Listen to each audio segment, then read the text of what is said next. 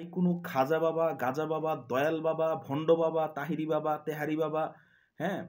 কুত্তা বাবা, শালি বাবা, এরপর আপনার বেল বাবা, তেল বাবা, গাজা বাবা, দয়াল বাবা কারো কাছে যাওয়ার দরকার নেই। হ্যাঁ? শুধুমাত্র আল্লাহ রাব্বুল আলামিনের কাছে চান। তিনি দেয়ার মালিক। তিনিই একমাত্র আপনাকে সন্তান দিতে পারেন। তিনিই একমাত্র আপনার সকল সমস্যা দূর করতে পারেন। তিনিই একমাত্র আপনাকে আপনাকে একদম আপনার পৃথিবীতে যত সমস্যা আছে সব সমস্যার সমাধান দিতে পারেন। আপনার অর্থনৈতিক সমস্যা, আপনার পারিবারিক সমস্যা, আপনার সামাজিক সমস্যা, আপনার হচ্ছে যে কোনো ধরনের সমস্যা একমাত্র আল্লাহ রাব্বুল আলামিন সমাধান করতে পারেন। তাই এই ধরনের তথাকথিত কোনো খাজা বাবা, গাজা বাবা, দয়াল বাবা, হ্যাঁ? ভণ্ড বাবা, এই কত বাবা আছে, বিশেষ করে মহিলারা, মা বোনেরা আপনারা বেশি করেন, একদম বেশি। আপনারা এগুলোর প্রতি বেশি ধাবিত হন। এগুলোর এই ভণ্ড বাবাদের প্রতি ধাবিত হওয়া যাবে না। ঠিক আছে? এরা হচ্ছে আপনার ইজ্জত নিবে, আপনার কাছ থেকে টাকা নিবে, আপনার যৌনতা নিবে, আপনার সাথে তারা আ আ পরকীয়া করবে, আপনার সাথে তারা সেক্স করবে, এরপর আপনাকে ছেড়ে দিবে। দিন শেষে আপনি তাদের কাছে হয়ে গেছেন একটা ভোগের বস্তু। আপনি তাদেরকে টাকাও দিচ্ছেন, আপনার ইজ্জতও দিচ্ছেন। বোনেরা দয়া করে খেয়াল রাখবেন। এই ধরনের তথাকথিত হুজুর এবং তথাকথিত বাবা তারা আপনাকে সন্তান দেওয়ার নাম করে আপনার ইজ্জতটা নিয়ে নিবে, আপনার কাছ থেকে টাকাও নিবে, আপনার কাছ থেকে তারা যৌনতাও নিবে, মজাও নিবে। ঠিক আছে?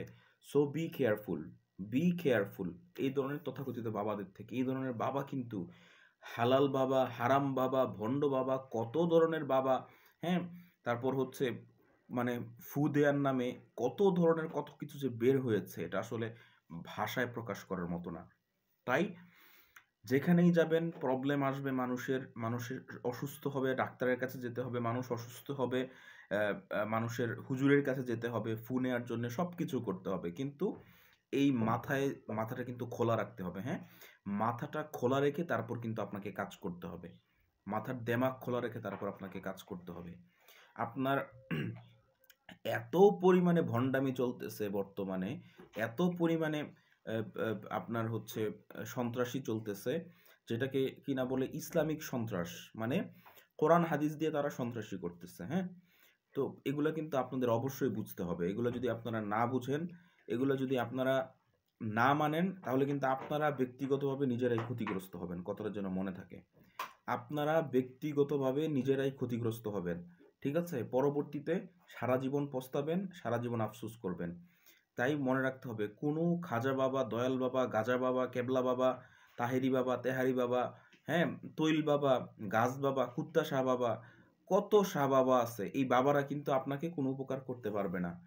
এই বাবারা হচ্ছে একটাই, এই বাবারা হচ্ছে আপনাদের পকেটের দিকে তাকিয়ে আছে।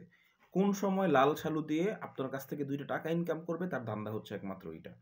So be careful. কোনো বাবা, কোনো খাজা বাবা, দয়াল বাবা কেউ আপনার কিচ্ছু করতে পারবে না। শুধুমাত্র ২ টা জিনিস কোরআন এবং সুন্নাহ, কোরআন এবং হাদিস। সুন্নাহ মানে হচ্ছে হাদিস।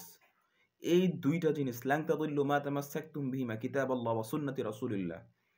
লান তাদিল্লু মা তামাসসাকতুম বিহিমা কিতাবাল্লাহি ওয়া সুন্নতি রাসূলিল্লাহ।